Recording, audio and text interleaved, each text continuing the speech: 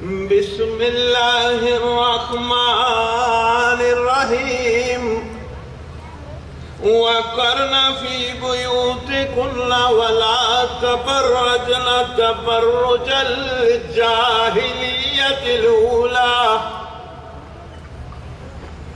وَلَا تَبَرَّجْنَ تَبَرُّجَ الْجَاهِلِيَّةِ الْأُولَى وَأَقِمْنَ الصَّلَاةَ وَآتِينَ الزَّكَاةَ وَأَقِمْنَ الصَّلَاةَ وَآتِينَ الزَّكَاةَ وَآتِينَ اللَّهَ وَرَسُولَهُ إِنَّمَا يُرِيدُ اللَّهُ لِيُذْهِبَ عَنكُمُ الرِّجْسَ أَهْلَ الْبَيْتِ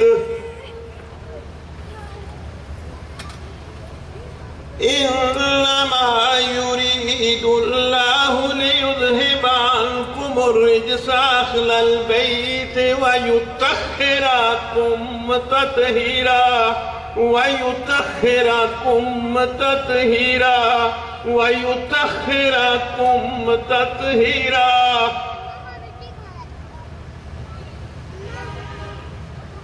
قرآن بہت سارے مقاصد کے ساتھ اپنا یہ مقصد بتاتا ہے کہ وہ تمہیں ہر طرح کی گندگی،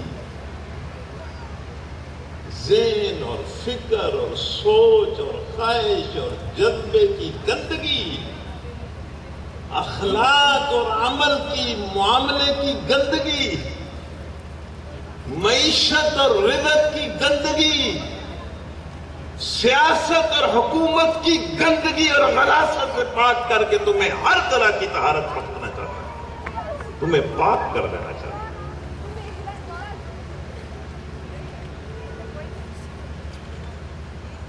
میں کبھی کبھی سوچتا ہوں، اور یہ بات بالکل ٹھیک ہے،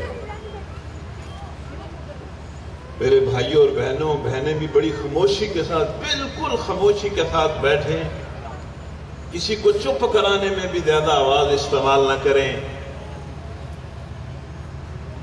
کہ اس دین کی سچائی کے دلائل میں سے سب سے بڑی دلیل اس کی تعلیمات ہے۔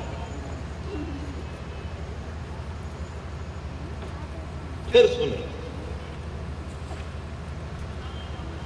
اور جس دلیل کا کوئی توڑ ہی نہیں، کوئی جواب ہی نہیں،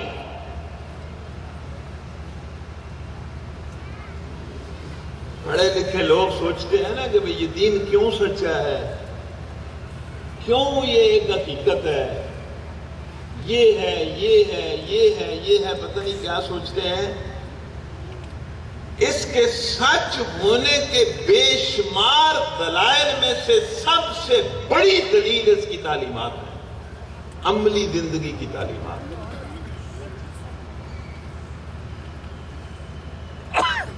یہ کسی انسان کے بس کا روگ ہی نہیں ہے، یہ اس کی وسعت سے باہر چیز ہے، ایک انسان کے لیے بھی، پوری انسانیت کے لیے بھی، کہ وہ انسانی زندگی کے سارے ہر قسم کے معاملات، بالکل ذاتی بیڈ روم کے معاملات سے لے کر تخت و تاج کے معاملات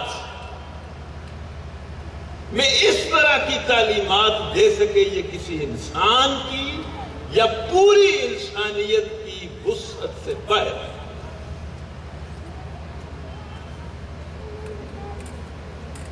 لوگ کہتے ہیں یہ تو دین پرانا ہے، قرآن پرانا ہے، سنت بڑی پرانی ہے، زمانہ تو کچھ سے کچھ ہو گیا ہے، اتنا جدید ہو گیا ہے، یہ تو موبائل کا، انٹرنیٹ کا زمانہ ہے، یہ اس زمانے میں یہ قرآن یہ کس طرح؟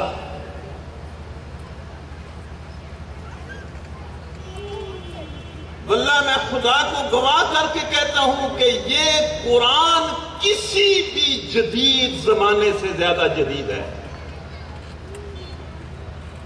کسی بھی جدید زمانے سے، اور ہر جدید ترین زمانے کی امامت کی پوری اہلیت رکھتا ہے۔ یہ زمانوں کے پیچھے چلنے والا نہیں ہے، یہ زمانوں کو اپنے پیچھے چلانے والا ہے۔ آگے نہیں بڑھ سکتا.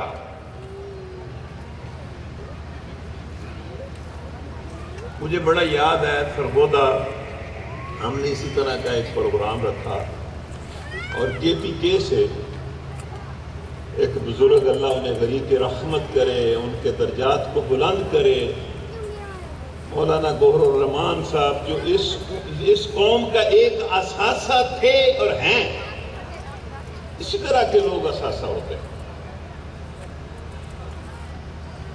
وہ وہاں گئے تو کہنے لگے کہ آج کل یہ بڑا شور مچا ہوا ہے کہ یہ وقت بڑا جدید ہو گیا ہے، زمانہ بڑا جدید ہو گیا ہے. اور جوش ان کے اندر جلال بڑا تھا، غصہ بھی بڑا تھا. جوش میں آ کر کہتے ہیں کہ مجھے کوئی مسٹر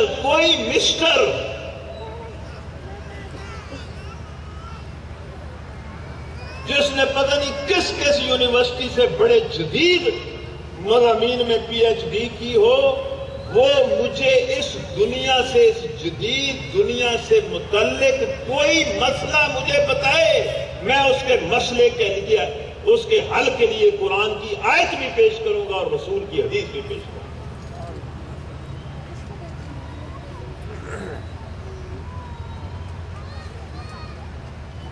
غلط فہمی.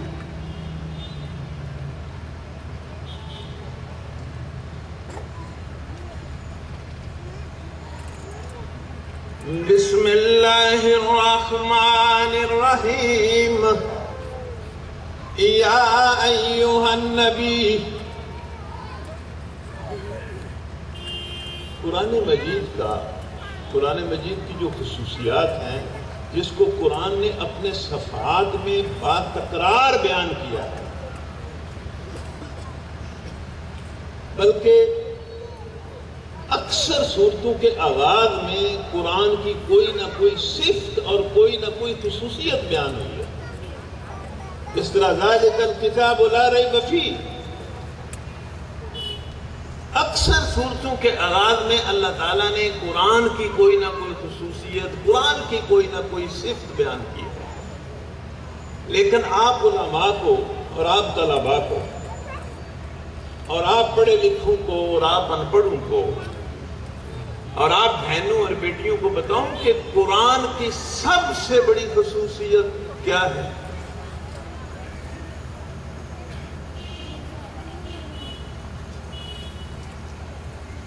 جس خصوصیت کے تحت ہیں باقی ساری خصوصیات،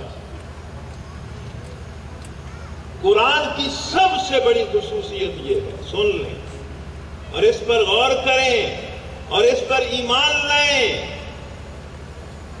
قرآن کی سب سے بڑی خصوصیت یہ ہے کہ یہ قرآن تنزیل من رب العالمین.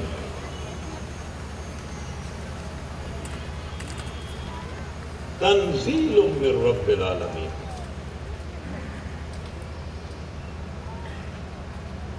اس کے باقی سارے خواص اس خصوصیت کے تحت ہیں. یا ایھا النبی قل لازواجک وبناتک ونساء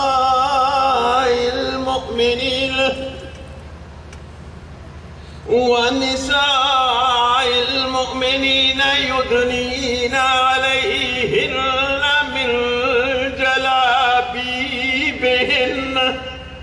کسی کمپلیکس کے اندر ہم مبتلا نہیں ہیں، کسی پبلک پریشر میں ہم نہیں ہیں.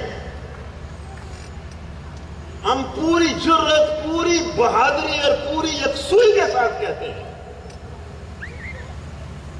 کہ اس جدید ترین زمانے میں میری بہن اور بیٹی کی سب سے بڑی ضرورت یہ حجاب اور پردہ ہے.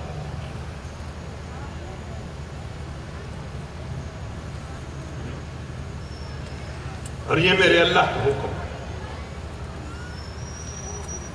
یدنین علیہن من جلابیبہن ذالک ادنی ان یعرفن فلا یؤذین.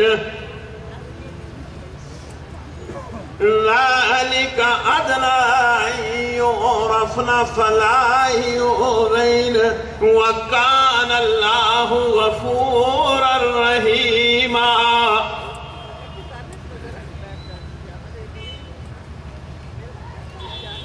بسم الله الرحمن الرحيم.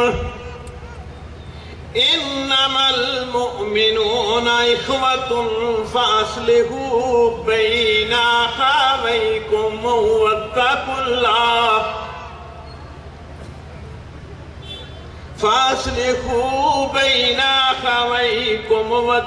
الله لعلكم ترحمون.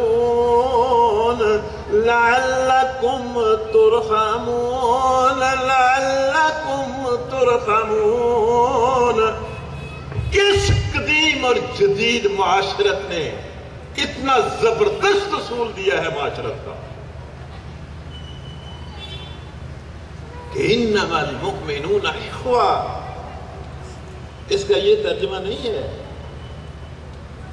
کہ مسلمان آپس میں بھائی ہیں، یہ نہیں ہے ترجمہ اس کا.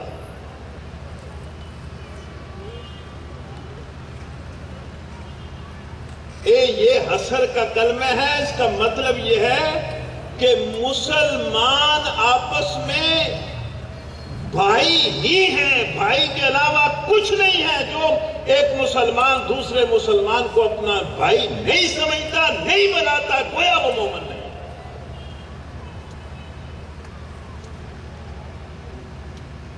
یہ بھائی ہیں.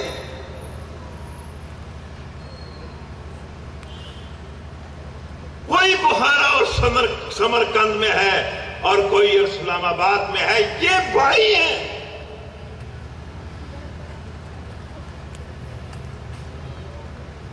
دیکھیے آپ سوچ رہے ہیں یہ کیا ہے آپس میں؟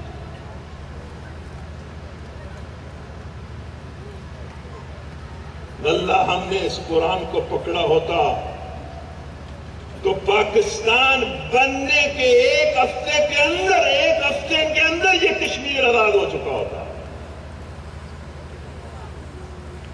بلکہ شاید اس بر صغیر پاک و ہند پر اسلام ہی غالب ہوتا. یہ ہندو ہمیں آنکھیں نکالتا ہے اور واللہ پتہ نہیں یہ کیا ہے کہ 22 کروڑ کی منظم قوم کے پڑوس میں 70-72 سال سے جو کچھ ہو رہا ہے پتہ نہیں یہ کس طرح ہو رہا ہے.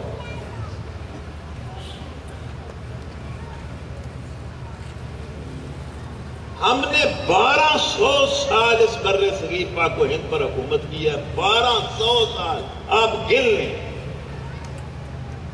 12 صدیاں. اس وقت یہ ہندو موجود نہیں تھا. 712 کو محمد بن قاسم آیا ہے اور 1857 کو انگریز آیا. آپ 1857 میں سے 712 نکال لیں.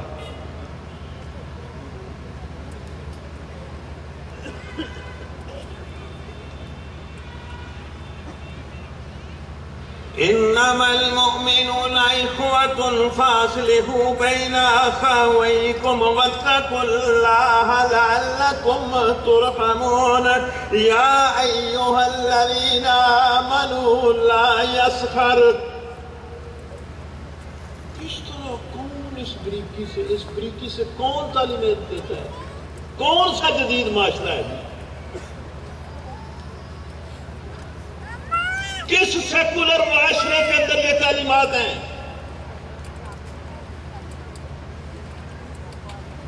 لا يسخر قوم من قوم عسى أن يكونوا خيرا منهم ولا نساء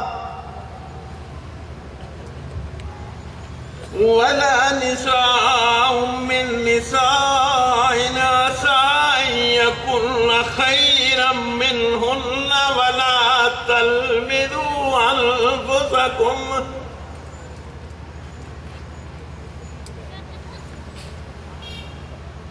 یا اللہ گواہ رہنا، ہم سب گواہی دیتے ہیں کہ یہ تیرا کلام ہے۔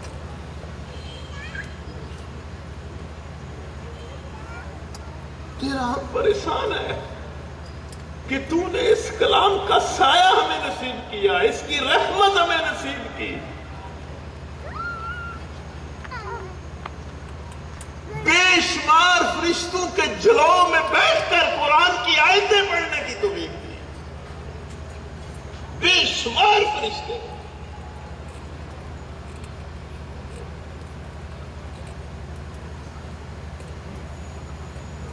وَلَا تَلْمِزُوا أَنفُسَكُمْ وَلَا تَنَابَذُوا بِالْأَلْقَابِ بِئْسَ الِاسْمُ الْفُسُوقُ بَعْدَ الْإِيمَانِ وَمَن لَّمْ يَتُبْ۔ کمال ہے۔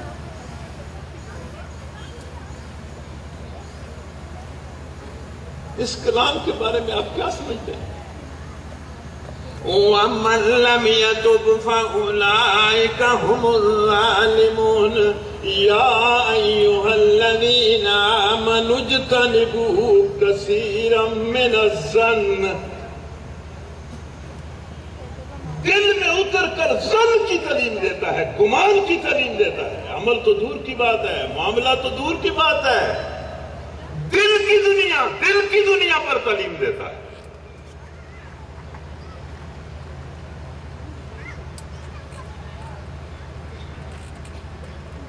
يا أيها الذين آمنوا اجتنبوا كثيرا من الظن إن بعض الظن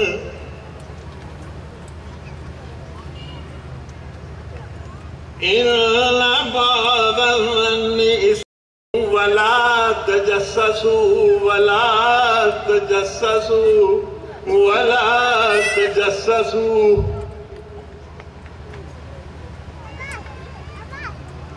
ولا يغتب بعضكم بعضا۔ کمال ہے۔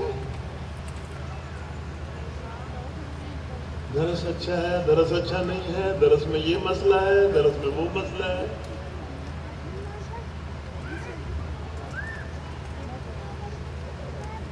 ولا يغتب بعضكم بعضا أيحب أحدكم أن يأكل لحم أخيه۔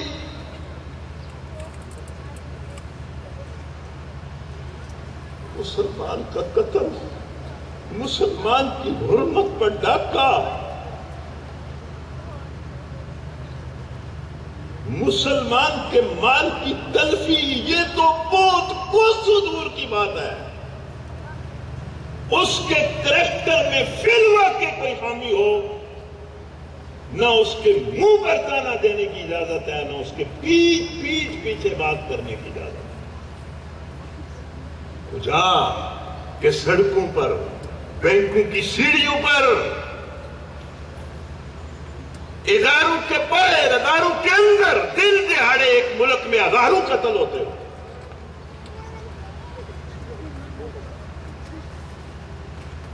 اور ایک دن میں بڑے ڈاکو کرپشن کے نام پر اربوں خربوں لوٹ جاتے ہوں، اور ہزار بند ڈاکو ایک دن میں اربوں لوٹ کر لے جاتے ہوں۔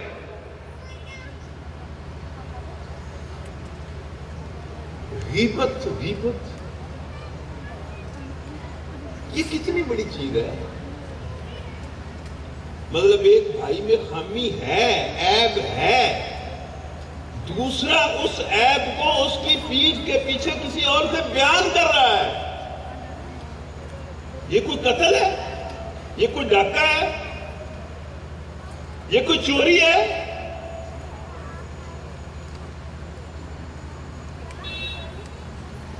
اور اللہ مسلمانوں کے تعلقات میں بھی اتنی دراڑ پسند نہیں کرتا، اور کہہ رہے ہیں کہ یہ عمل مردہ بھائی کا گوشت کھانے کے مترادف ہے۔ آپ تعلیمات پر سوچتے کیوں نہیں ہیں؟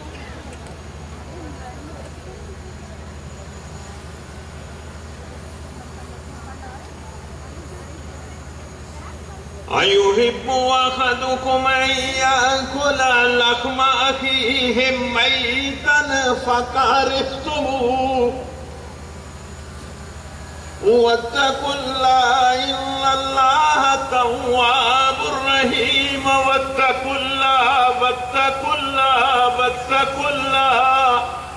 تقویٰ یہی نہیں ہے کہ داڑھی رکھو، ٹوپی پہنو، نماز پڑھو، زکوٰۃ دو، روزہ رکھو.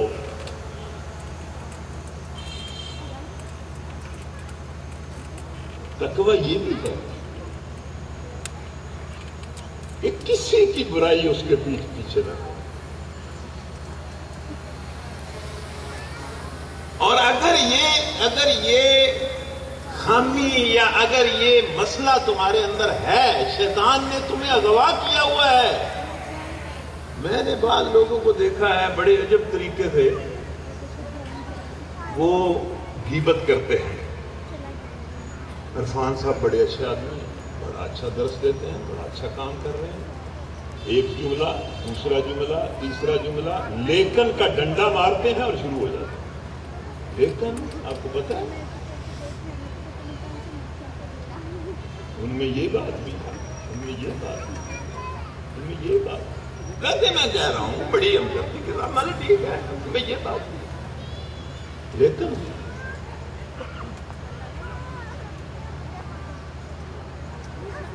اور واللہ ہم یہ غیبت کرتے ہیں کھانے کی ٹیبل پر بیٹھ کر مذاق میں مذاق بھی کرتے ہیں، توہین بھی کرتے ہیں اور غیبت بھی کرتے ہیں.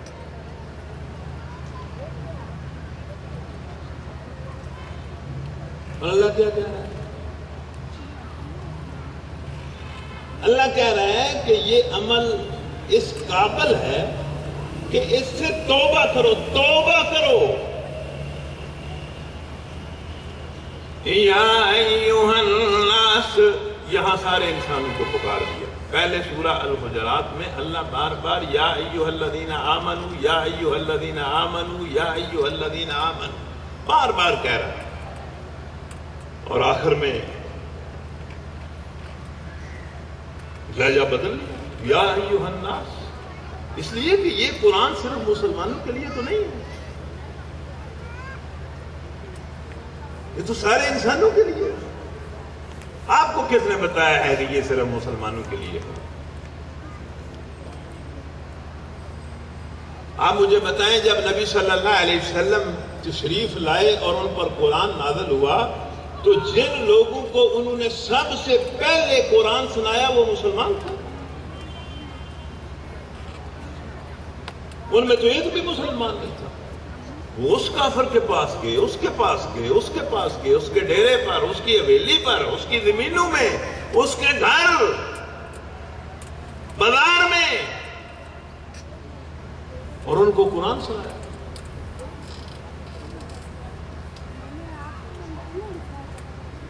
اس لیے اللہ کہتا ہے، اللہ فرماتا ہے یا ایھا الناس انا خلقناکم من ذکر و انثی، انا خلقناکم، ہم نے تم کو پیدا کیا. انا خلقناکم من ذکر و انثی وجعلناکم، اور ہم نے اپنی حکمت کے تحت، ضرورت کے تحت وَجَعَلْنَاكُمْ شُعُوبًا وَقَبَائِلَ لِتَعَارَفُوا.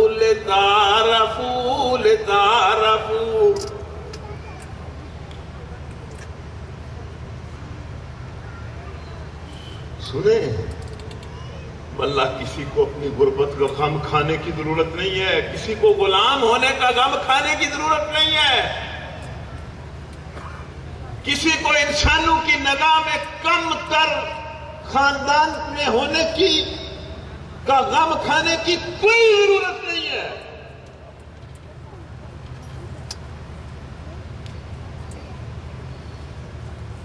جس کے ہاں عزت مطلوب ہے، جس کے ہاں عزت مطلوب ہے، جس کے ہاں عزت ہو جائے تو اصل عزت ہے. آپ مجھے بتائیں یہ آپ اسلام آباد میں مختلف محکموں میں کام کرتے ہیں، جو محکمے کا چیف ہے اگر کوئی ملازم اس کے ہاں پسندیدہ ہے تو وہ تو دوسروں کو گھاس ہی نہیں ڈالتا، وہ کہتے مجھے کیا پرواہ، میں تو اس کی نگاہ میں پسندیدہ ہوں، اس کی نگاہ میں ٹھیک ہوں،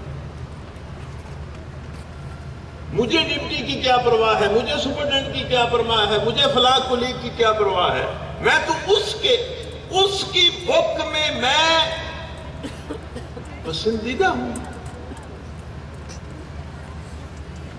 وہ اللہ کے بندو جو اللہ کے ہاں پسندیدہ ہے اس کو کسی کی کیا ضرورت ہے؟ وہ بلال ہے تو کیا ہے، وہ سہیب ہے تو کیا ہے، وہ سلمان ہے تو کیا ہے؟ اسی لیے حضرت عمر جیسے مطلب ایک لحاظ سے بادشاہ بیٹھے ہوتے تھے، سرداروں کی مجلس میں بلال آ جاتے، کہتے سیدی آگے آ جا، سیدی آگے آ جا، سیدی آگے آ جا، سیدی کہہ کے پکارتے۔ یہ آپ نے لقمان کا نام سنا ہے؟ لقمان نبی نہیں تھے، یہ اتفاق ہے علماء کا کہ لقمان نبی نہیں تھے۔ نبی نہ ہونے کے باوجود ان کا نام، بہت سارے انبیاء کا نام قرآن میں نہیں لیا گیا، اور لقمان غیر نبی ہیں، ان کا نہ صرف نام لیا گیا ہے بلکہ ایک پوری سورت ان کے نام کے ساتھ قرآن میں موجود ہے،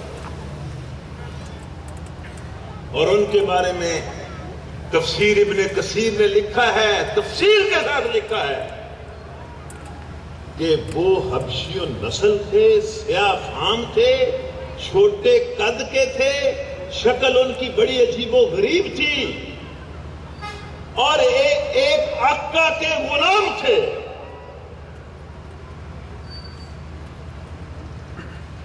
لیکن اللہ کے ہاں معزز و محترم تھے۔ جملہ معترضہ کے طور پر مجھے ان کی ایک بات یاد آ گئی ہے کہ ان کے آقا نے انہیں کہا کہ لقمان میرے لیے بکری ذبح کرو۔ بھائی کچھ سیکھنا ہی سکھانا ہے نا، میں سارا بالکل اردو سے میرے قابو آیا نا، بالکل ایک ایک آیت آئی تو میں پڑھا کے ٹورنی۔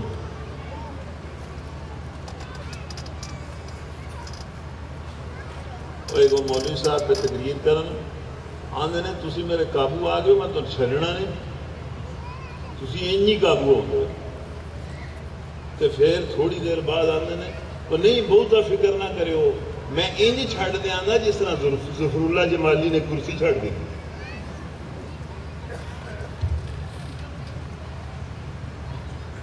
میں انجی چھڑ دے آندا، میرے سامنے وہ تقریر پکڑا، میں بس سنا کہنا ہے تو انہوں میں چھڑنا نہیں، تسی جڑا نا آج ایک فوتگی دے مجلس تے میرے قابو آیا، تسی انج قابو بھی نہیں ہوگے۔ تو تھوڑی بات دیر بعد آندے نے بہت گھبرا نہ جائے، میں انج چھڑ دیا جس طرح ظفر اللہ جمالی نے کرسی چھڑ دی۔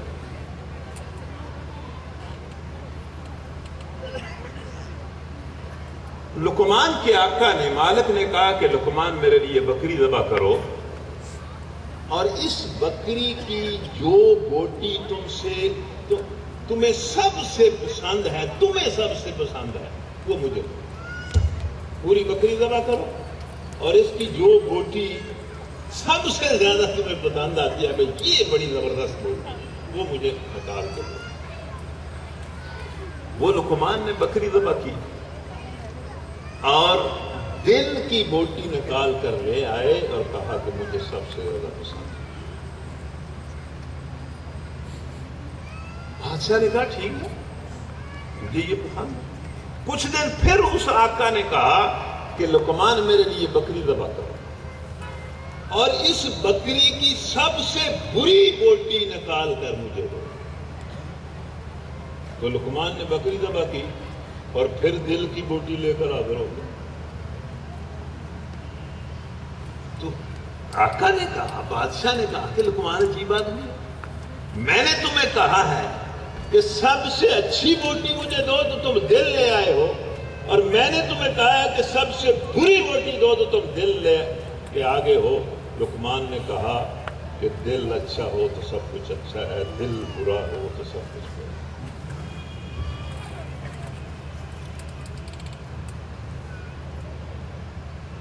تو وہ تو صرف عام تھے، چھوٹے قد کے تھے، غلام تھے. اللہ اعلان کر رہا ہے ان بڑے بڑے سرداروں کے سامنے، ان بڑے بڑے بادشاہوں کے سامنے، ان بڑے بڑے قوانین کے سامنے، اپنے کمزور بندوں کی آنکھوں سے نکلنے والے آنسو پوچھ نہیں رہا، بلکہ انہیں دھمکی دے رہا ہے کہ تم سب سے بڑھ سکتے ہو، سب سے آگے نکل سکتے ہو، بلکہ آسانی سے نکل سکتے ہو. میں تو غریب اور کمزور لوگوں کو کہا کرتا ہوں کہ تم خوش قسمت ہو، خوش نصیب ہو، جنت کے زیادہ قریب ہو. یہ جن کے پاس پیسہ ہے، جن کے 2-2 4-4 کنال 8-8 کنال کے گھر ہیں، یہ تو بڑے پھنسے ہوئے لوگ ہیں. ان کو تو ازمائشوں کے سنگل ان کو چڑھے ہوئے ہیں. نبی صلی اللہ علیہ وسلم نے فرمایا کہ میں دعا کرتا ہوں کہ یا اللہ مجھے مسکینوں کے ساتھ زندگی دے، مسکینوں کے ساتھ موت دے، اور مسکینوں کے ساتھ میرا حشر دے. اور وہ خود کہتے ہیں میں نے جنت میں جھانک کر دیکھا تو مجھے سب سے زیادہ جنت میں مسکین نظر آئے. مسکین تو جنت کے بڑا قریب ہے. اِنَّ أَكْرَمَكُمْ عِندَ اللَّهِ أَتْقَاكُمْ إِنَّ أَكْرَمَكُمْ عِندَ اللَّهِ أَتْقَاكُمْ إِنَّ أَكْرَمَكُمْ عِندَ اللَّهِ أَتْقَاكُمْ.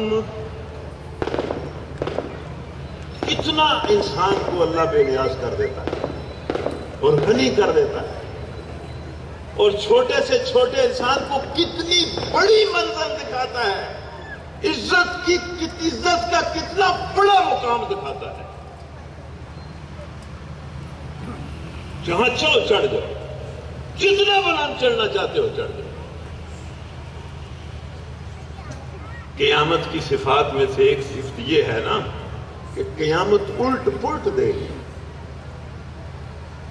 جو یہاں بڑے تھے وہ انتہائی پست اور ذلیل کر دیے جائیں گے، کچھ بڑے، اور یہاں جو بہت چھوٹے تھے وہ بہت بلند کر دیے جائیں گے.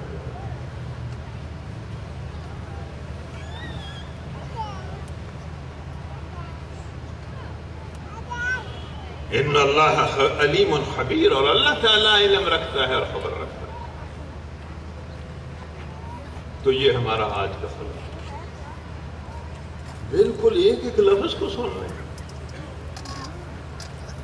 وہ کئی باری اسی کو گل سمجھانے میں بہت زیادہ لمبی تمہید کریے تو لوگ کہتے ہیں موضوع تو بالکل ہٹ کے گل، حالانکہ گل وہی سمجھانے میں گل کریے.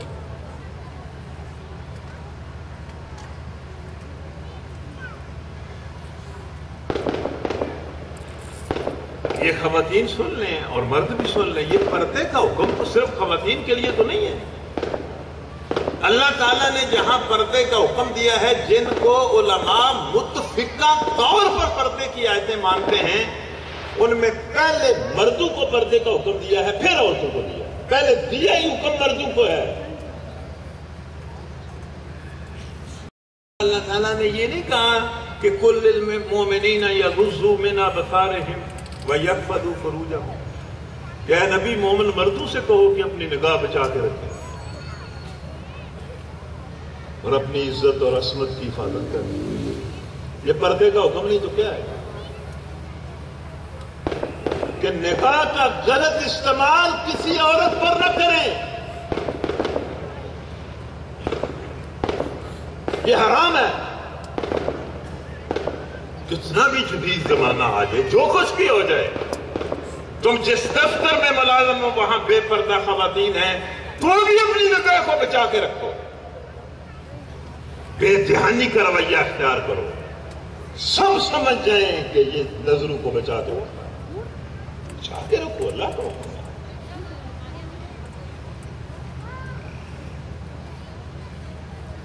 اللہ نے مردوں کو کہا، اور واللہ بے پردگی کا آغاز مردوں سے ہوتا ہے۔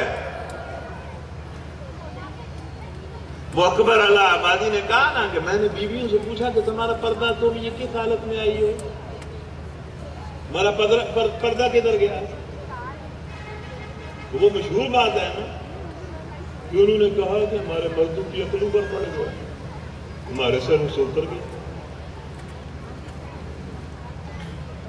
بھائی جب مرد سے ایمان نکلتا ہے، غیرت نکلتی ہے، حمیت نکلتی ہے، پھر ماں اور بہن اور بیٹی بے پردہ ہوتی ہے۔ ایسے کس طرح ہو سکتی ہے؟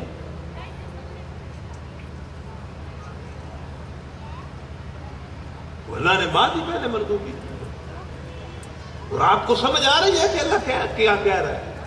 بہت زیادہ اس پر مسالے دینے اور اس کو لمبا کرنے کی کیا ضرورت ہے؟ کہ بھائی اپنی نگاہوں کو بچاؤ۔ نگاہ کا یہ استعمال حرام ہے، نگاہ کا یہ استعمال حلال ہے۔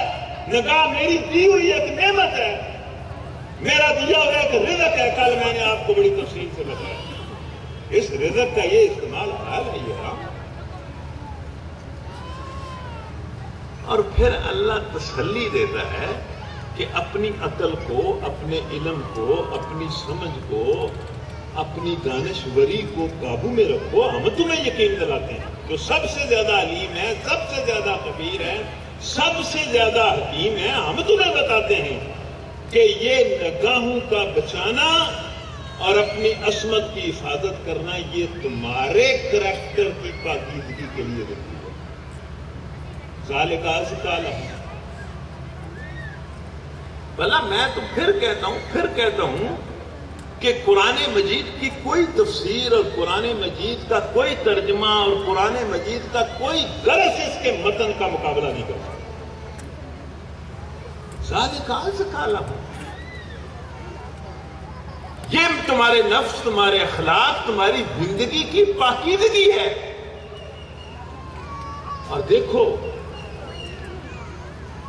بالکل مطلب اپنا ذہن یہ بناؤ کہ تم نے اپنے ہر معاملے کا حساب اللہ کو دینا ہے، یہ ذہن بناؤ۔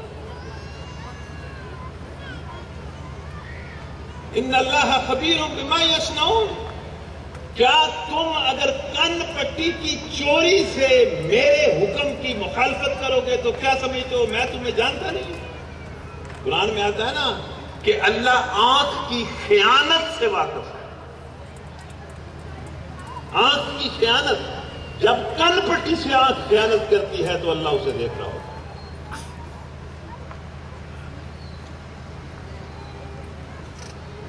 پھر کہا وَقُلْ لِلْمُؤْمِنَاتِ، اور مومن عورتوں سے کہو، بالکل وہ لفظ ہے۔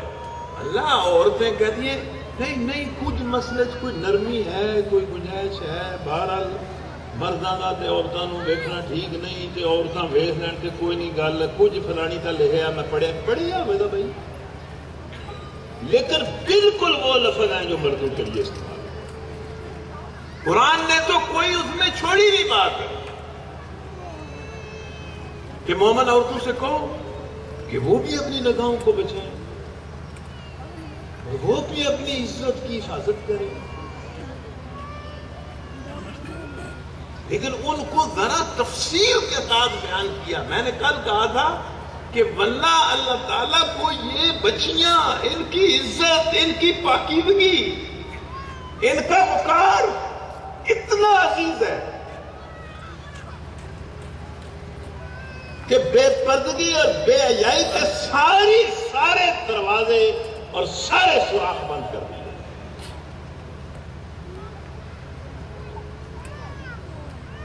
دیکھو بہن اور بیٹی، بات سنو، تم گھروں کی زینت ہو، تم گھروں کا وقار ہو، تم گھروں کی عزت ہو، تمہارے دم سے رونقیں ہیں، تم نے اسلام کی تاریخ کو تابناک کیا ہے. تم کسی طرح بھی کسی نیکی میں مردوں سے پیچھے نہیں ہو بلکہ آگے ہو.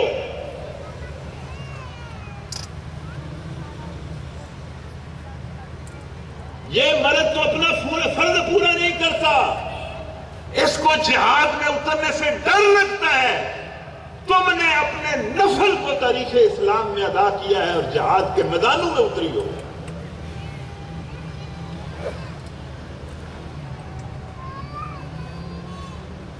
جو کچھ ہمارا نے کیا، جو کچھ خنسا نے کیا، کیا ہمیں یاد نہیں ہے کہ نبی صلی اللہ علیہ وسلم کے زمانے میں لڑی جانے والی جنگوں میں سے سب سے سخت جنگ احد کی جنگ تھی. اور اس جنگ کے تیسرے یا چوتھے دن آپ مسجد میں بیٹھے تھے اور صحابہ بھی تھے. فرمانے لگے کہ مجھ پر احد کے دن ایک ایسا وقت آیا کہ جب میں اپنی حفاظت کے لیے سامنے دیکھتا تو میں ہمارا، پیچھے دیکھتا تو میں ہمارا، دائیں دیکھتا تو میں ہمارا، بائیں دیکھتا تو میں. قسم اس ذات کی جس کے قبضے میں محمد کی جان ہے، احد کا دن ہمارا کا دن، احد کا دن ہمارا کا دن. کیا اس ہمارا پر وہ جہاد فرض تھا؟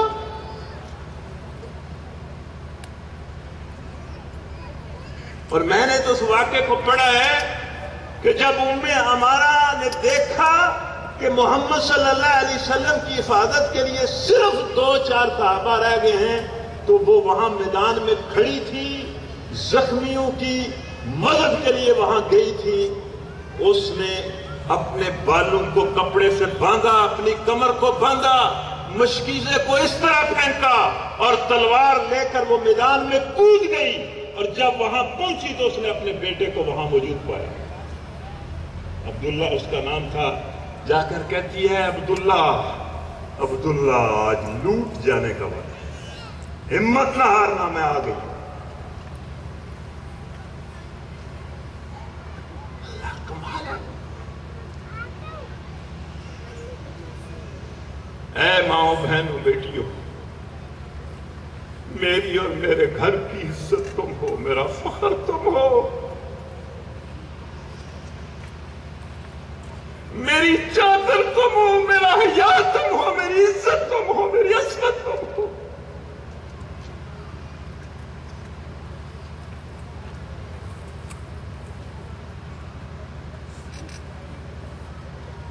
اللہ کے رسول صلی اللہ علیہ وسلم نے، خود اللہ نے اور اللہ کے رسول نے تمہیں حیا کی جو چادر دی ہے اس کو اپنے سر سے نہ اتارنا، ورنہ ساری امت کے سر سے حیا کی چادر، رحمت کی چادر اتر جائے گی، اتر جائے گی.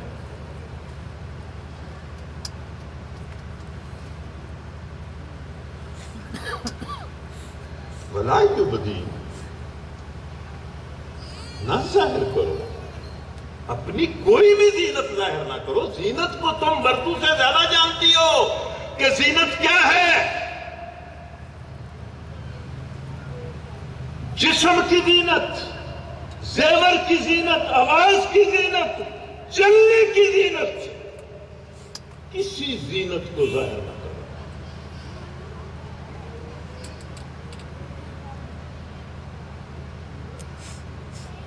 سطر کی بات نہیں کی، سطر اور چیز ہے.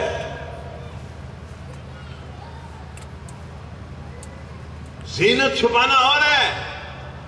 سطر تو اللہ تعالیٰ فرماتا ہے کہ اپنے گھر کے آنگن میں اپنے باپ، اپنے بیٹے، اپنے بھائی سے بھی اپنا سطر چھپا کے رکھو.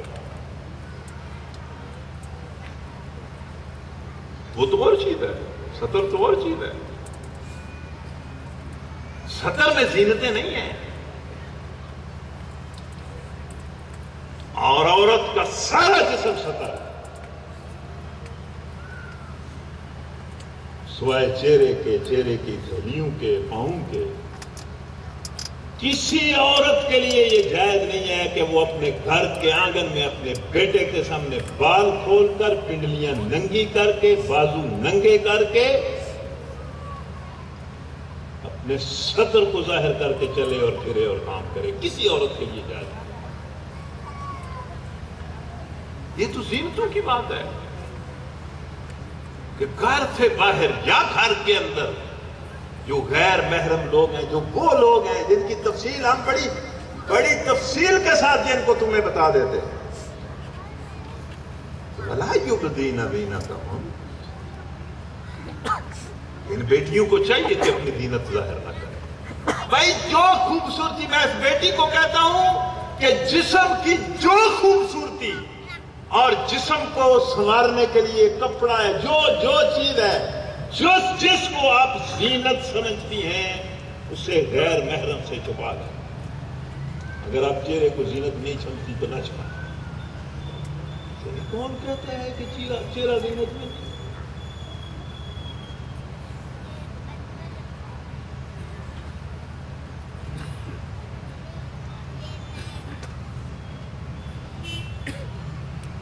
وَلَا يُبْدِينَ زِينَتَهُنَّ إِلَّا مَا ظَهَرَ مِنْهَا، ہاں البتہ جو زینت خود بخود ظاہر ہو جائے. خود بخود ظاہر ہونے کا مطلب یہ ہے، سن لیں، کہ جس چادر سے کوئی عورت سر سے لے کر پاؤں تک اپنے آپ کو ڈھانپتی ہے، اس چادر میں بھی ایک زینت ہوتی ہے، لیکن اس کو چھپا نہیں سکتی. باقاعدہ مفسرین نے لکھا ہے کہ یہ کسی عورت کے لیے جائز نہیں ہے کہ وہ خوبصورت اور چمکیلا اور اٹریکٹیو برقع پہنے. یہ خلاف اسلام ہے. اگر وہ برقع جس کو زینتیں چھپانے کے لیے آپ استعمال کر رہی ہیں وہ خود ایک زینت مان جائے تو یہ تو بہت زیادتی کی بات ہے.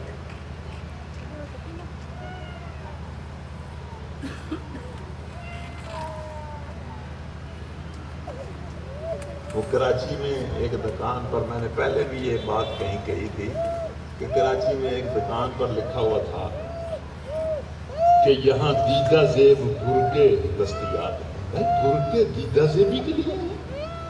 وہ تو دیدہ زیبی کو چھپانے کے لیے ہے.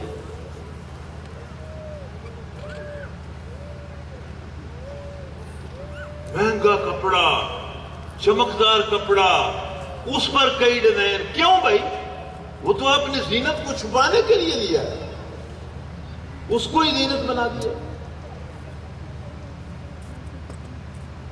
سادہ، موٹا، نان اٹریکٹیو کپڑا، اس سے اپنے آپ کو چھپائیں.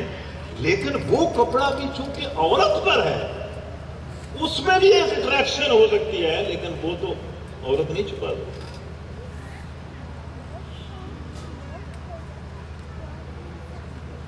وَلْيَضْرِبْنَ بِخُمُرِهِنَّ عَلَى جُيُوبِهِنَّ، انہیں پلو جو ہیں وہ لٹکا کر رکھا کرے سر سے لے کر پینے تک. وَلَا يُبْدِينَ زِينَتَهُنَّ، دوبارہ کہا کہ اپنی کسی زینت کو ظاہر نہ کریں. ہاں البتہ إِلَّا لِبَعُولَتِهِنَّ، اپنے شوہر کے سامنے، أَوْ آبَائِهِنَّ، اپنے باپ کے سامنے. سطر نہیں بھائی.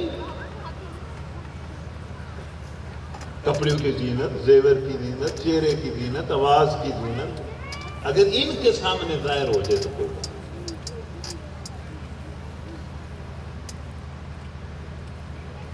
او آبائے بولاتہن، اپنے سسر کے سامنے، او ابنائہن، اپنے بیٹے کے سامنے، او ابنائے بولاتہن، یا اپنے شوہروں کے ان بیٹوں کے سامنے جو دوسری بیویوں سے ہیں، او اخوانہن، اپنے بھائیوں کے سامنے، او بنی اخوانہن، اپنے بھتیجوں کے سامنے، او بنی اخواتہن، اپنے بھانجوں کے سامنے، او نسائہن. رک جائیں، ٹھہر جائیں، پردے میں گنجائشیں ڈھونڈنے والے ٹھہر جائیں. او نسائہن، مومن عورتوں کو عورتوں سے زینت چھپانے کا حکم دیا جا رہا ہے.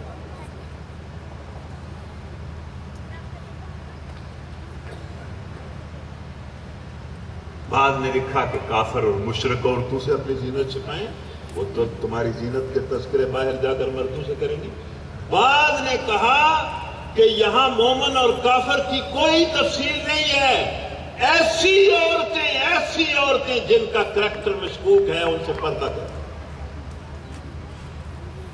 ان سے کوئی میل جول نہ رکھے۔ او ما ملکت ایمانہن، اس کا ترجمہ اکثر علماء نے کیا ہے کہ ان عورتوں میں تمہارے گھر کی لونڈیاں نہیں ہیں۔ بعد نے تو کہا کہ غلام اس زمانے میں جو غلام ہوتے تھے، اب کوئی غلام اس طرح کا نہیں ہے، اس سے بھی پردے کی ضرورت نہیں ہے۔ لیکن بعد نے تو کہا کہ اس سے مراد غلام مرد نہیں ہے، غلام عورتیں ہیں۔ اب التابعین غیر اولي الاربۃ من الرجال، اگر تمہارے گھر میں کوئی ایسے مرد ہیں بڑھاپے کی وجہ سے، بیماری کی وجہ سے، فاتر العقل ہونے کی وجہ سے، انہیں کوئی سمجھ نہیں ہے، انہیں کوئی پتہ ہی نہیں ہے، اور تم اس بات کو سمجھ سکتی ہو، ایسے کوئی مرد ہیں، کوئی اسپیشل قسم کے اس طرح کے لوگ ہیں جنہیں کوئی پتہ نہیں ہے، وہ تمہارے گھر میں پڑے ہیں، دوائی کھاتے ہیں یا روٹی کھاتے ہیں، اور انتہائی تابع ہیں۔ ظاہر ہے ایسا بندہ تو انتہائی تابع ہوتا ہے۔ اگر کسی گھر میں ایسے لوگ، ایسا کوئی مریض پڑا ہے، کوئی بوڑھا پڑا ہے، تو چلیں اس سے بھی پردہ نہ کریں۔ اب الطفل الذین لم یسخروا علی عورات النساء، یا وہ بچے جو ابھی عورتوں کو پیچیدہ باتوں سے واقف ہی نہیں ہیں۔ یہ کیا مطلب، اس میں کیا بات ہے جو سمجھ نہیں آئی تھی؟ کہاں کوئی ابہام پیدا ہوا ہے؟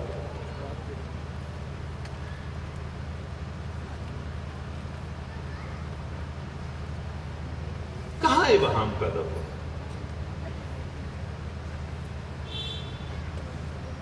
وَلَا يَضْرِبْنَ بِأَرْجُلِهِنَّ لِيُعْلَمَ مَا يُخْفِينَ مِنْ زِينَتِهِنَّ، اور عورتوں اپنا قدم مار کر نہ چلو کہ جو زیور تم نے پہنا ہوا ہے اس کی آواز کسی کو پہنچے اور تم اس طرح اپنی زینت ظاہر کرنے کی مرتکب ہو جاؤ۔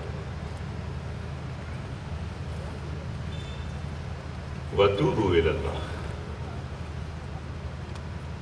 کہ لوگ کہتے ہیں اس پروگرام کا مقصد کیا ہے، مطلب کیا ہے؟ یہ مطلب ہے، کوئی اور مطلب نہیں۔ وَتُوبُوا إِلَى اللَّهِ، اللہ کرے ان پروگراموں میں جمیعہ کی شرط پوری ہو جائے کہ سارے کے سارے مسلمان، کوئی نون مین کاف کا مسئلہ نہیں۔ دیکھو جماعت اسلامی کا پروگرام ہے، میں اس کی نفی کرتا ہوں، میں اس کی نفی کرتا ہوں، میں اس کی نفی کرتا ہوں، یہ جماعت اسلامی کا پروگرام نہیں ہے، یہ پروگرام سب لوگوں کا، حتیٰ کہ ہندو، یہودی، عیسائی بھی اس میں آ سکتا ہے۔ نون مین کاف تو دور کی بات ہے، اسلامی پر اللہ رحم کرے، اس نے تو انتظام کیا، لوگوں کو بلایا۔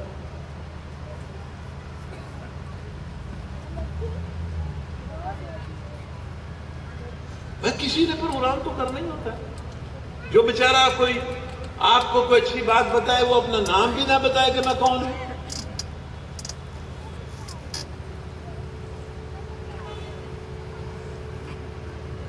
تو بالکل جماعت اسلامی کو، بلکہ اس کو بھی، وہ جو بریلوی ہے، وہ جو دیوبندی ہے، وہ جو نون والا ہے، وہ کیوں نہیں یہ پروگرام کرتا؟ اور خود جو حکومت میں ہے وہ کیوں نہیں کرتا؟ اپنے حکومتی اداروں کے ذریعے قرآن کا ابلاغ کیوں نہیں کرتا؟ توبوا الی اللہ جمیعاً، سارے کے سارے، ایھا المؤمنون، اے مومنو، لعلکم تفلحون، تاکہ تم فلاح پا سکو۔ وقرن فی بیوتکن ولا تبرجن تبرج الجاہلیۃ الاولی، کہ اپنے گھروں میں ایک کے وقار کے ساتھ اور سکون کے ساتھ رہنا۔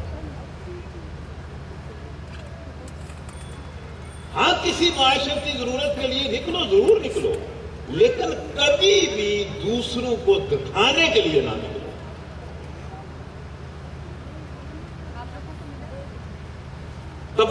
کے لیے نہ نکلو، تبرج نمائش ہے، دکھانا۔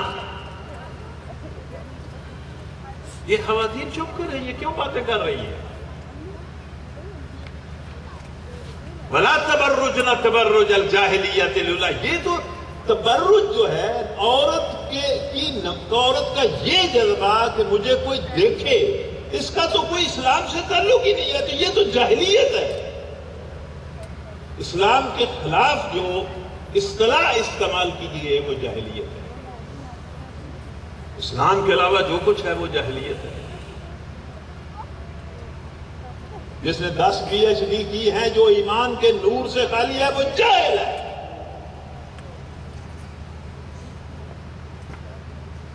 وَأَقِمْنَ الصَّلَاةَ وَآتِينَ الزَّكَاةَ، نماز قائم کرو، زکات دو۔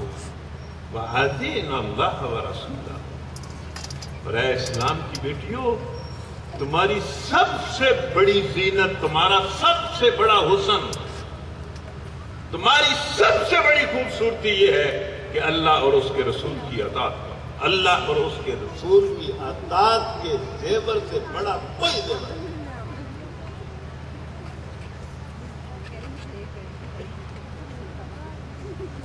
انما یرید اللہ لیذہب عنکم الرجس اہل البیت ویطہرکم تطہیرا، کیونکہ ان آیات کے مخاطب نبی صلی اللہ علیہ وسلم کے گھر والے ہیں، لیکن اس کا یہ مطلب نہیں ہے کہ وہ صرف مخاطب ہیں۔ ان کو ان کا واسطہ دے کر، ان کو ماڈل بنا کر، ان کو نمونہ بنا کر سب اسلام کی ساری خواتین کو کہا جا رہا ہے کہ یہ تمہارا کہنا کہ ہم پر یہ پابندی پردے کی اور یہ پابندی پردے کی اور یہ پابندی پردے کی، یہ پابندیاں نہیں ہیں۔ یہ تو ہم تم سے ہر طرح کی گندگی کو دور کر دینا چاہتے ہیں اور تمہیں بالکل پاک کر دینا چاہتے ہیں۔ تم انہیں پابندیاں سمجھتی ہیں؟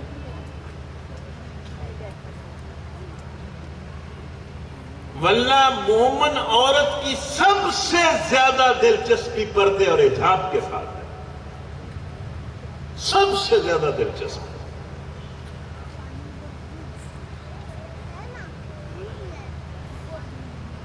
پھر یہ جو بات کی وَاذْكُرْنَ مَا يُتْلَىٰ فِي بُيُوتِكُنَّ مِنْ آيَاتِ اللَّهِ وَالْحِكْمَةِ، تم اپنے گھروں میں اللہ کی آیتیں اور رسول کی حدیثیں پڑھا کرو۔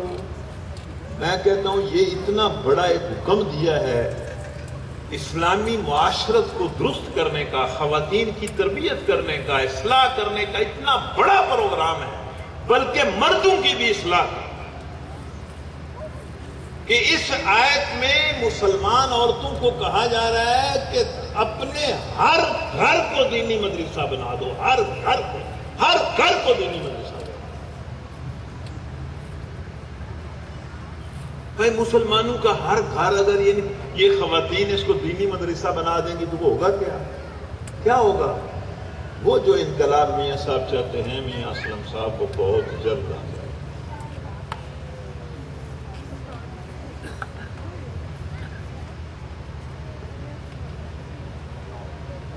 ان اللہ کان لطیفا خبیرا، میں سوچتا ہوں کہ یہ حکم اللہ نے دیا ہے، ایک تو پردے کا حکم ہے، گھر میں بیٹھنے کا حکم ہے، مطلب یہ کہ یہ مطلب نہیں ہے بھائی، یہ نہیں ہے کوئی قید خانہ نہیں ہے گھر مسلمان عورتوں کے لیے، وہ کسی بھی معاشرے کی ضرورت کے لیے نکل سکتی ہیں۔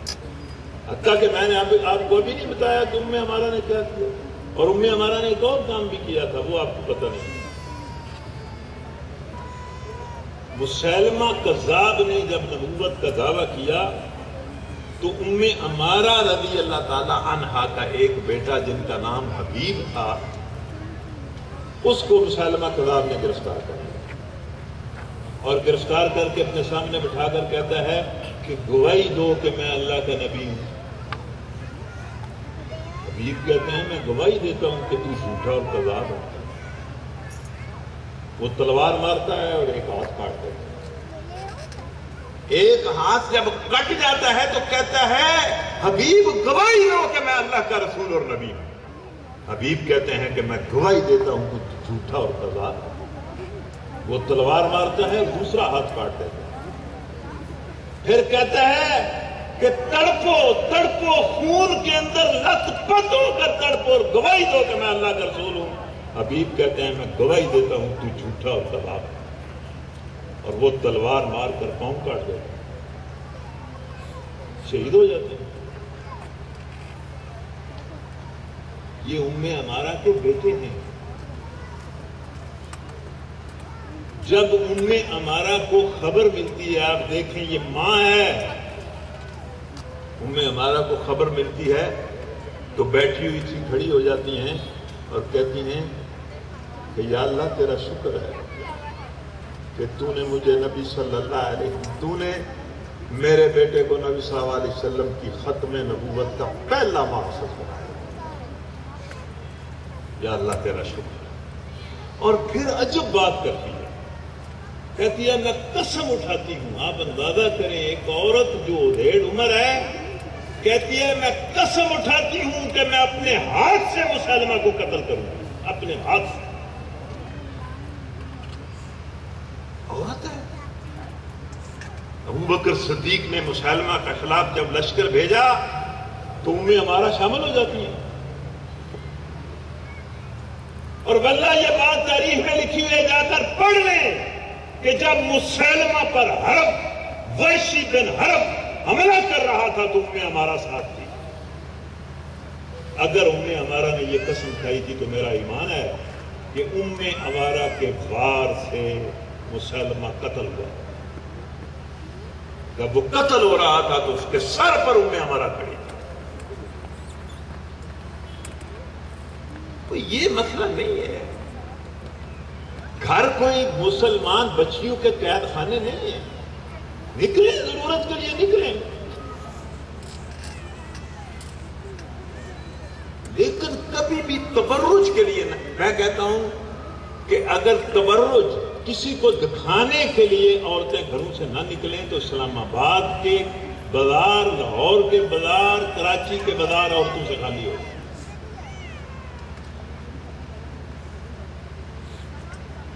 یہ تو تبرج ہے.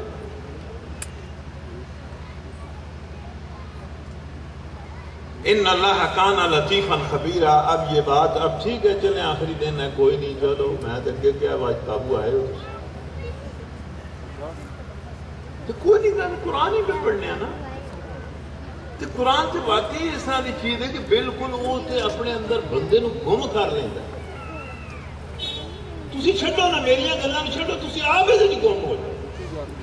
تسی آپ غور کرو کہ قرآن کی چیز ہے, کس طرح گلاں کر رہا ہے. ان اللہ کان لطیفا خبیرا. اب یہ حکم پردے کا ہے اور اللہ تعالیٰ آخر میں کہہ رہا ہے کہ یقیناً اللہ تعالیٰ لطیف اور خبیر ہے. اس پردے کے حکم سے کیا تعلق ہے؟ اور گھر کو قرآن اور سنت کا مرکز بنانے سے اس صفت کا کیا تعلق ہے لطیف اور خبیر کا؟ اس کا تعلق یہ ہے کہ اللہ یہ کہہ رہا ہے کہ اگر تم یہ 2 کام کرو کہ تمہاری عورتیں تبرج کو چھوڑ دیں اور اپنی عزت اور سکون اور وقار کے لیے گھروں کو اپنا محاذ بنائیں,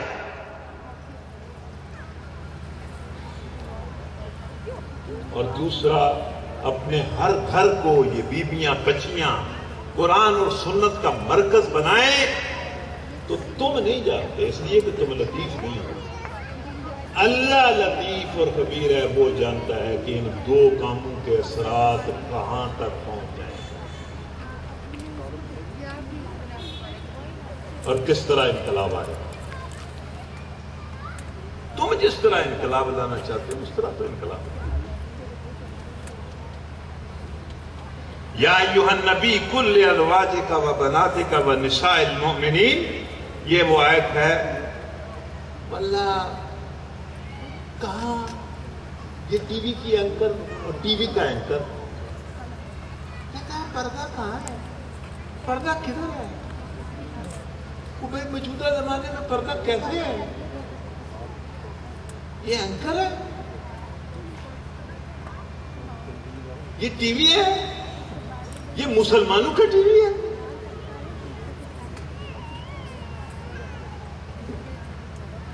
جس نے اس ماں بہن اور بیٹی کو اشتہار بنا دیا ہے، ہوس کا نشانہ بنا دیا ہے، جس نے اس بہن اور بیٹی کی ساری عصمت کو برباد کر دیا ہے۔ نہ اس کا صابن بکتا ہے، نہ اس کی موٹر سائیکل بکتی ہے، نہ اس کا کوئی مطلب فریج بکتا ہے، نہ کوئی اس کا موبائل بکتا ہے، کوئی چیز بکتی نہیں جب تک یہ ماں بہن بیٹی کو نیم بھرنا کر کے نچاتا نہیں۔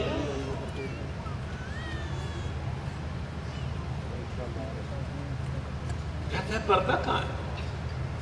واللہ اتنے واضح الفاظ میں قرآن نے کہا کہ اے نبی اپنی بیویوں سے کہیے، اپنی بیٹیوں سے کہیے، اور ساری مومن عورتوں سے کہیے یدنین علیہن من جلابیبہن، کہ جب اپنے گھروں سے باہر نکلیں تو بڑی بڑی چادریں سر سے لے کر پاؤں تک ان میں چھپ کر نکلیں۔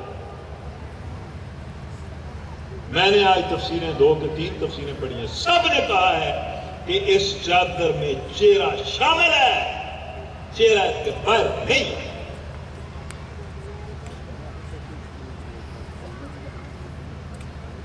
اب یہ آیت سننے کے بعد یہ بچیاں مجھے بتائیں کہ ان کے سروں پر یہ جو چادر ہے جس نے ان کے سر کو، ان کے چہرے کو، ان کے جسم کو ڈھانپا ہوا، کیا یہ انہوں نے اسلام آباد کی کسی دکان سے چادر خریدی ہے؟ ان کے خامد نے ان کو دی ہے؟ ان کا بیٹا خرید کے لایا ہے؟ میں خدا کو گواہ کر کے کہتا ہوں کہ مسلمان بچی کے سر پر جو چادر ہے یہ اللہ نے محمد صلی اللہ علیہ وسلم کے ذریعے اس بچی کو دی۔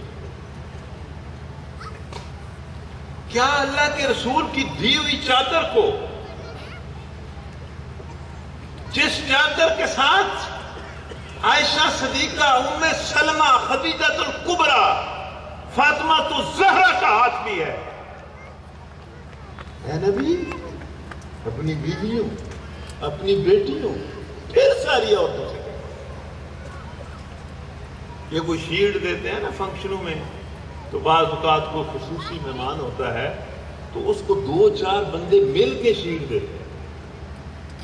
اللہ نے کہا کہ اے نبی اسلام کی بچیوں کے سر پر حیا کی چادر دو اور اپنی بیویوں کو اور اپنی بیٹیوں کو اپنے ساتھ شامل کر دو۔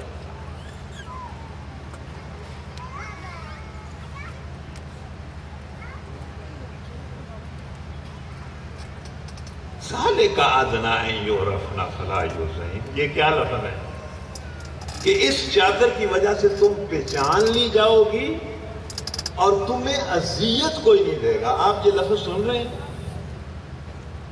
کیا مطلب ہے اس کا؟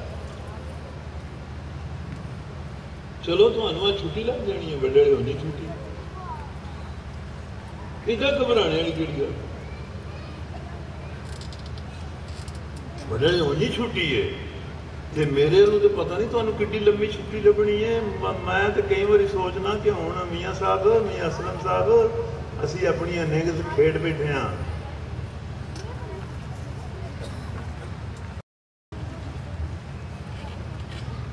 کھیڈ بیٹھے۔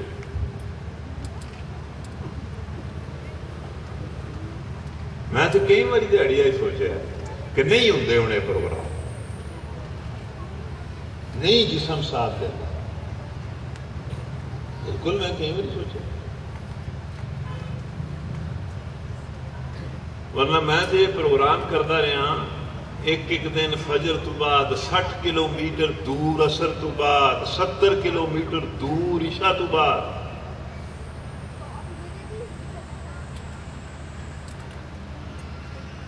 بس ہو گئی، کہانی مک گئی۔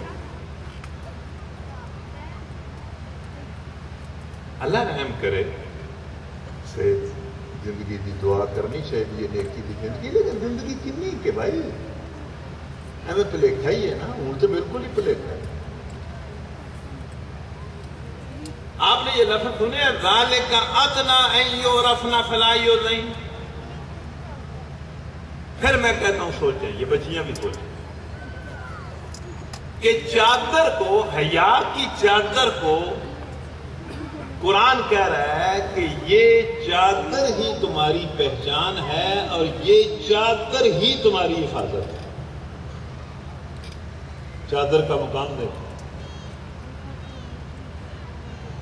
چادر ہی تمہاری حفاظت ہے اور چادر ہی تمہاری پہچان ہے.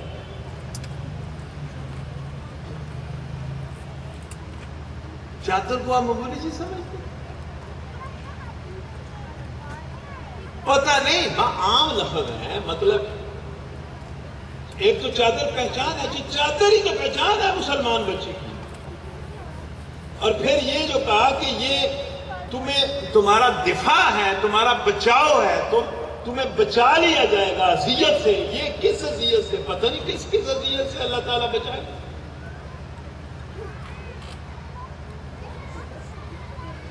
اور پھر اس سے بڑھ کر واللہ ان لفظوں کو سونے کے پانی سے لکھا جائے. کہاں لکھا جائے؟ کس طرح لکھا جائے؟ کس طرح اس کو میری بہن اور بیٹی سنبھال کر رکھے کہ یہ چادر. پھر سنیں، یہ چادر تمہاری پہچان ہے، یہ چادر اذیت سے تمہارا دفاع ہے، یہ چادر تمہارے لیے تمہارے رب کی مغفرت اور رحمت کا وسیلہ ہے. وَكَانَ اللَّهُ غَفُورًا رَحِيمًا. اس کا کیا مطلب ہے؟ بھائی اندازہ کریں یہ چادر کیا چیز ہے میری بیٹیوں. چادر تمہاری پہچان ہے. اگر چادر کو ضائع کرو گی تو اپنے مسلمان ہونے کی پہچان کو ضائع کر دو. چادر تمہارا حصار ہے، تمہارا بچاؤ ہے، تمہارا دفاع ہے.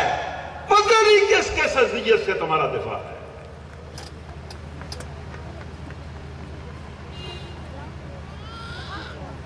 اور قرآن تمہارے لیے اللہ کی مغفرت کا ذریعہ ہے. چادر تمہارے لیے اللہ کی مغفرت کا ذریعہ ہے. چادر اللہ کی رحمت کا وسیلہ ہے.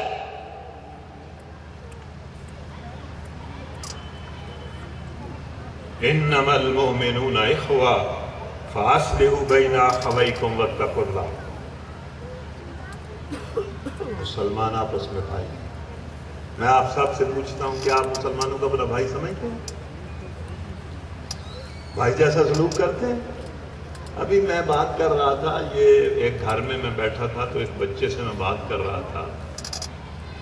اس کا باپ اسے کہہ رہا تھا کہ قرآن پڑھا کرو، قرآن کا کام کیا کرو. تو میں نے امام جعفر کا ایک قول اس بچے کو سنایا. میں آپ سب کو سناتا ہوں کہ ایک نوجوان امام جعفر کے پاس آیا. ذرا یہ سننا، یہ میرے ان ساتھیوں کے لیے سننا بہت ضروری ہے جو کہتے ہیں کہ ہم تبلیغ کرتے ہیں، ہم اقامت دین کا کام کرتے ہیں. ایک نوجوان امام جعفر کے پاس آیا، کہنے لگا امام صاحب مجھے تبلیغ کا بڑا شوق ہے، مجھے کوئی نصیحت کرے.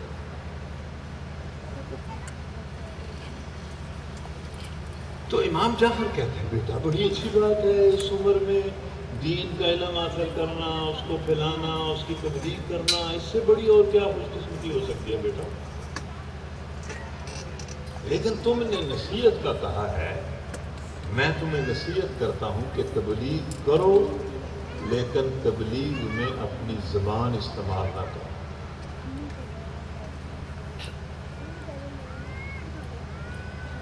واللہ میں نے اس پر سوچا ہے، میں نے خود اپنی طرف نگاہ کی ہے، میں نے اپنے خاندان میں اپنے تعلقات کی طرف نگاہ کی ہے. میں جس محلے اور ٹاؤن میں رہتا ہوں ان لوگوں کے ساتھ میں اپنے تعلقات کی اکاؤنٹیبلٹی کی ہے، اور میں اس نتیجے پر پہنچا ہوں کہ اگر میں زبان استعمال نہ کروں تو میں تبلیغ کے وہ راستے تلاش کروں گا جو زبان سے کہیں زیادہ مؤثر ہے.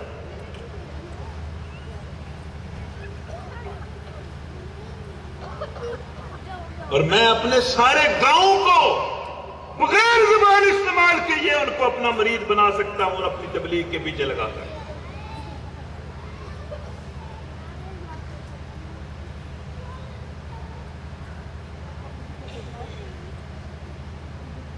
ہم نے صرف یہی سمجھا ہوا ہے کہ درس دو، درس سنو، درس دو، تقریر کا سنو. یہ بات اس پر غور کریں. انما المؤمنون اخوہ.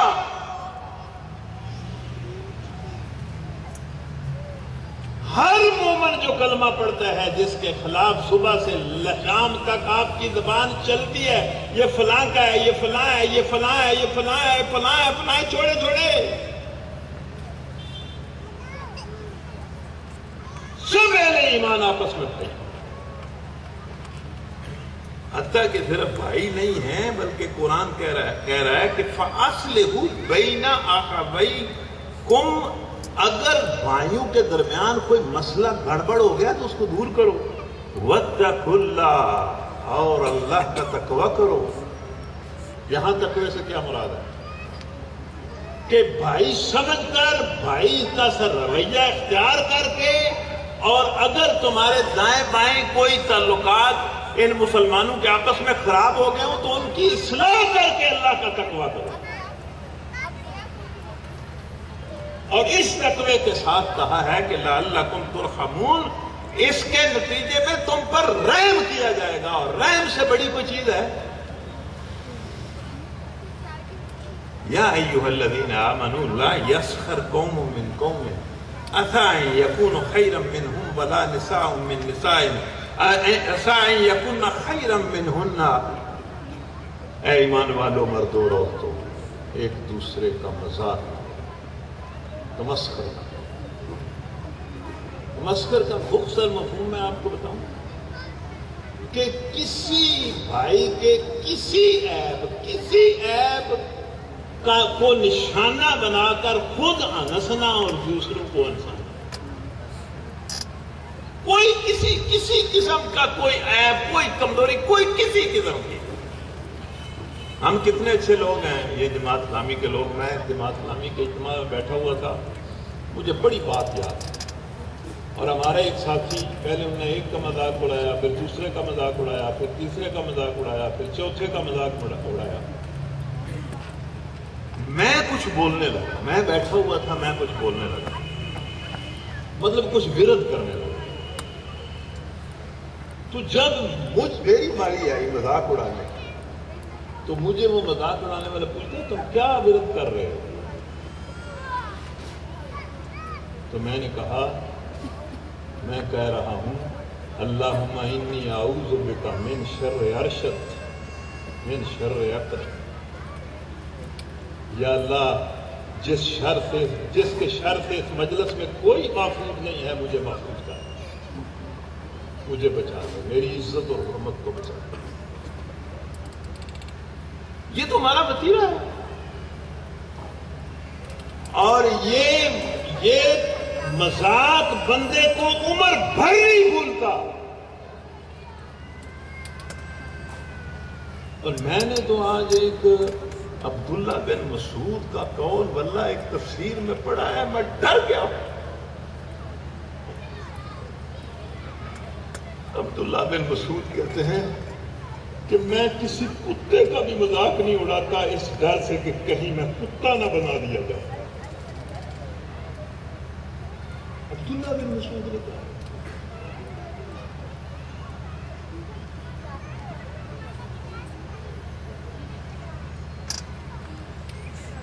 وَلَا تَلْمِزُوا أَنفُسَكُمْ.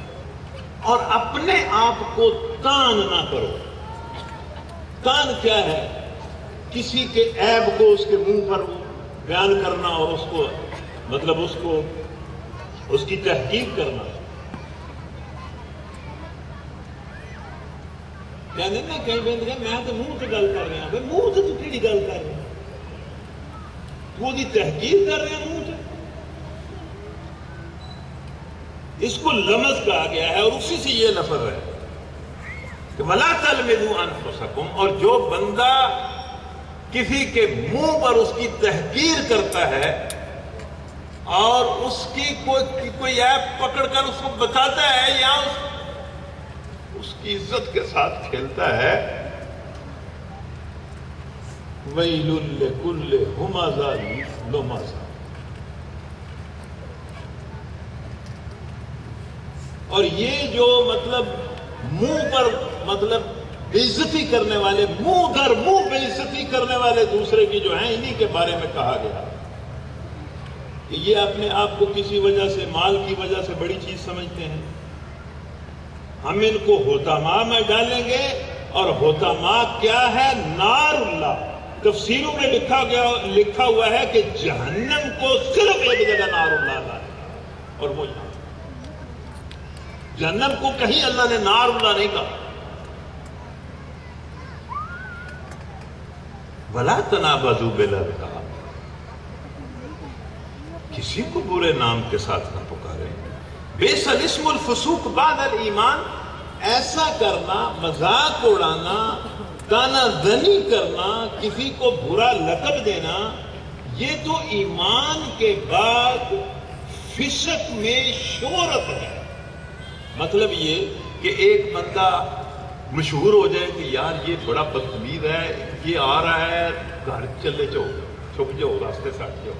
مطلب مشہور ہو جائے کہ یہ بندوں کا مذاق اڑاتا ہے اور ان کی توہین کرتا ہے، اس سے وہ مشہور ہو جائے تو اللہ کہتا ہے یہ مشہور ہونا اس عادت کی وجہ سے مشہور ہونا، اپنا نام پیدا کرنا، یہ تو بہت ہی برا ہے۔ مَمَن لَمْ يَتُبْ فَأُولَٰئِكَ هُمُ الظَّالِمُونَ، جو ان حرکتوں سے بعد نہیں آئیں گے وہ ظالم ہیں۔ یا ایھا الذین آمنوا اجتنبوا کثیرا من الظن، کہ زیادہ گمان کرنے سے بچیں، بعض گمان گناہ ہوتے ہیں۔ اچھا یہاں بالکل صاف ظاہر ہے کہ صرف گمان سے منع نہیں کیا جا رہا۔ گمان تو ایک گمان تو بڑا مطلوب ہے، اللہ کو بڑا پسند ہے۔ حدیث میں آتا ہے کہ اللہ کے ساتھ، رسول کے ساتھ اور اہل ایمان کے ساتھ اچھا گمان رکھو، اور ایک گمان ناگزیر ہے، یہ جج ہے جس نے فیصلہ کرنا ہے، اس کے سامنے گواہیاں آئی ہیں، اس نے غالب گمان کی بنیاد پر فیصلہ کرنا ہے، وہ تو ناگزیر ہے۔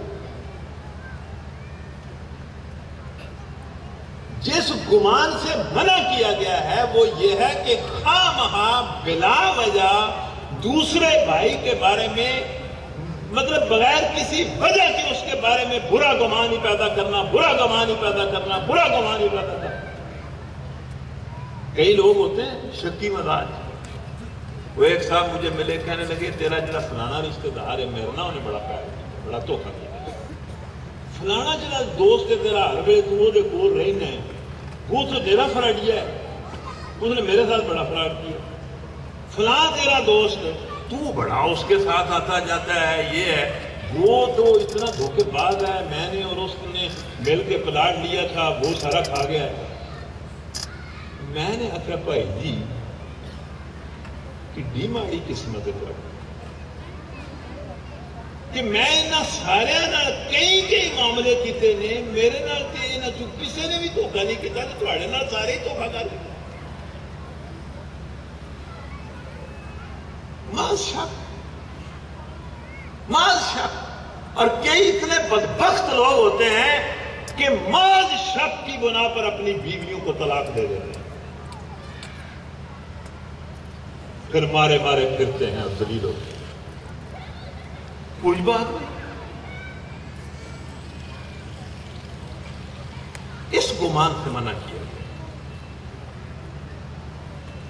وَلَا تَجَسَّسُوا، اور کسی کے چھپے ہوئے عیب کی ہرگز ٹو نہ لگاؤ، بلکہ کسی کا عیب جو چھپا ہوا ہے اس کو جو بندہ ظاہر نہیں کرتا اس کے بارے میں نبی صلی اللہ علیہ وسلم نے فرمایا کہ جو کسی کے چھپے ہوئے عیب پر پردہ ڈال دیتا ہے وہ گویا زندہ گاڑی ہوئی بچی کو بچا دیتا ہے۔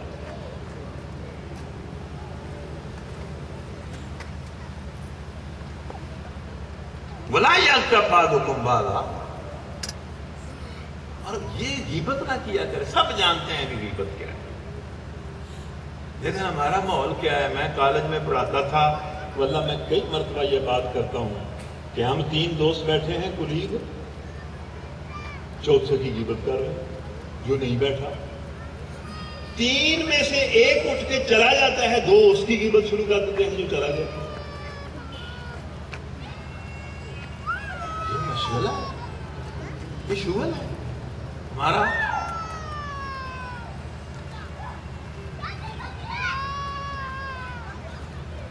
بھائی یہ تو اپنے مردہ بھائی کا گوشت کھانے کے مترادف ہے، اس سے کراہت کرو۔ حضرت انس کہتے ہیں کہ نبی صلی اللہ علیہ وسلم نے فرمایا کہ مجھے معراج کے موقع پر، شب معراج کے موقع پر مجھے کچھ لوگ دکھائے گئے کہ وہ لمبے لمبے ان کے تانبے کے ناخن ہیں، اور وہ ان تانبے کے ناخنوں سے اپنے منہ کا گوشت نوچ رہے ہیں، گوشت نوچ رہے ہیں۔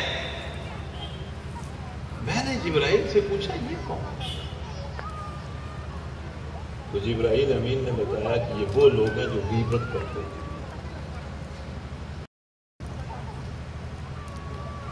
ایک بڑی عجیب آج بات میں نے ایک تفسیر میں پڑھی ہے۔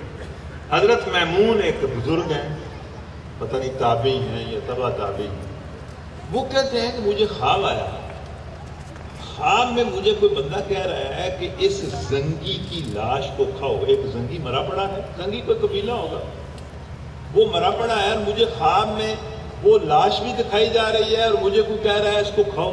میں اس کو کہتا ہوں میں کیوں کھاؤں اس کو؟ تو وہ مجھے کہتا ہے آج تو نے فلاں زنگی غلام کی غیبت نہیں کی۔ تو میں خواب میں اسے کہتا ہوں کہ میں نے تو کوئی غیبت کیا، میں نے تو کوئی اس کی نہ کوئی اچھی بات کی ہے نہ کوئی بری بات کی ہے، میں نے تو نہیں کی اس کو۔ میں کہتا ہوں جو مجھے کہتا ہے اس کو کھاؤ، وہ مجھے کہتا ہے کہ تو کس طرح کہتا ہے کہ میں نے اس کی غیبت نہیں کی؟ آج تو نے فلاں بندے کے ساتھ تو بیٹھا تھا، وہ بندہ تیرے سامنے اس کی غیبت کر رہا تھا اور تو اس کو سنتا رہا۔ تو غیبت سننے والا بھی اسی طرح ہے جس طرح غیبت کرنے والا، تو کھاؤ اس کو۔ حضرت میمون کہتے ہیں کہ اس خواب کے بعد میں نے کبھی کسی کی غیبت نہیں کی، اور کبھی کسی کو اپنے سامنے کسی کی غیبت نہیں کر رہے۔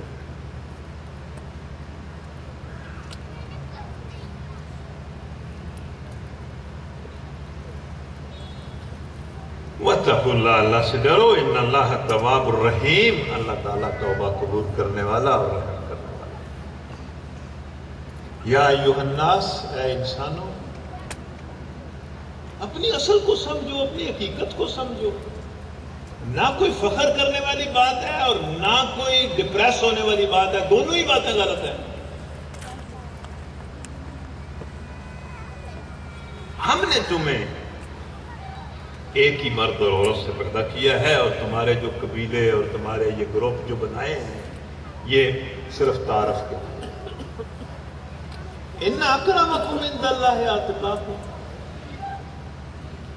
دیکھیں یہ ایک ایسا امتحان ہے، آپ دیکھیں یہ عجیب سوال ہے، ایک پرچے کا سوال ہے کہ بیک وقت کروڑوں اربوں کھربوں انسان اس امتحان کو دے سکتے ہیں، اور اس میں یکساں ان کے لیے کامیابی کے مواقع۔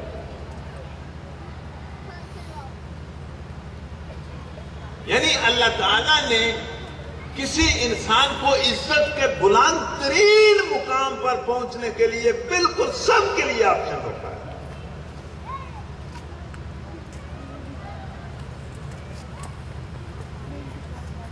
ان اللہ علیم خبیر، اللہ تعالیٰ علم رکھنے والا ہے اور خبردار ہے۔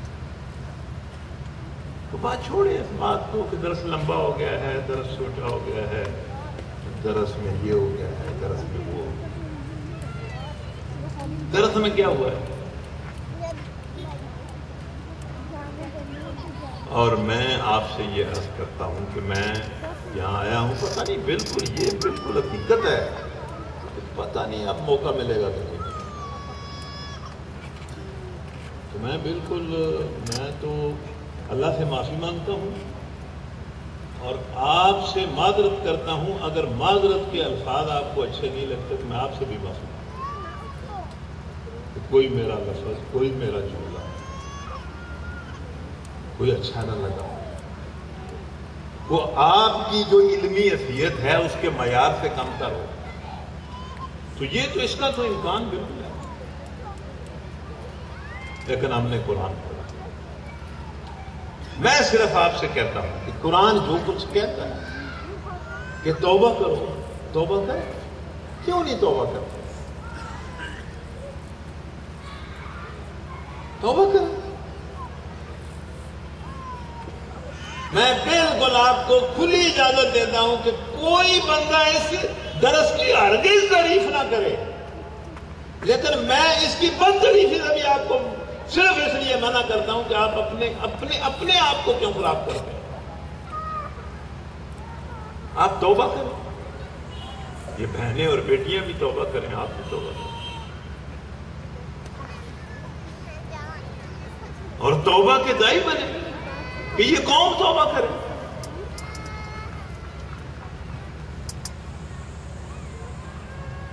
اس قرآن کو پڑھیں، اس کو اپنا وظیفہ زندگی بنائیں، اس کو اپنے گھروں میں پڑھیں، اپنے گھر والوں میں پڑھیں، اپنے بچوں میں پڑھیں، محلے میں پڑھیں، اس کے نور کو عام کریں، اس کو کسی عصبیت کے ساتھ اٹیچ نہ کریں۔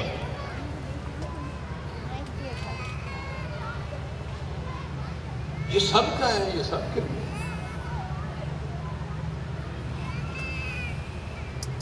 تو اب دعا ہے، دعا کے لیے کئی لوگوں نے کہا ہے، اور ولی اللہ صاحب نے کہا ہے کہ پہلے کوئی اعلان بھی کرنا ہے، کر لو جی، نام نہیں کرنا ہے، کوئی نہیں، ٹھیک ہو گیا، بالکل نہ، بالکل کوئی مسئلہ نہیں، لیٹ ہو گیا تو کہ ایسا کہڑا کوئی بڑا ہاں جی آ جاؤ۔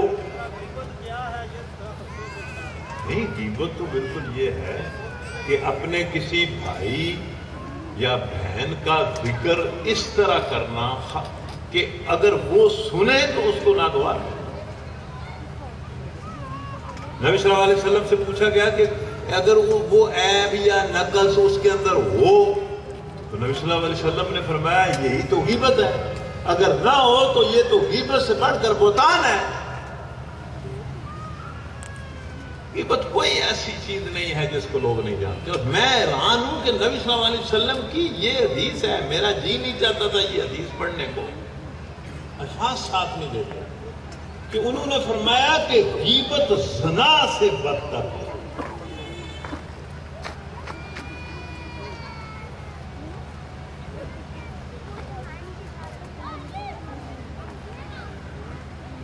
بند کریں اس کو، بالکل پابندی لگائیں۔ اور میں ایک اور بات آپ کو بتاؤں، یہ تو میرے دیکھے کی بات ہے کہ اگر آپ کے گھر کے اندر رشتے داروں کی غیبت کا ماحول ہے تو یہ مجھ سے سن لیں کہ یہ اپنی اولاد کو برباد کرنے کا بہترین نسخہ ہے۔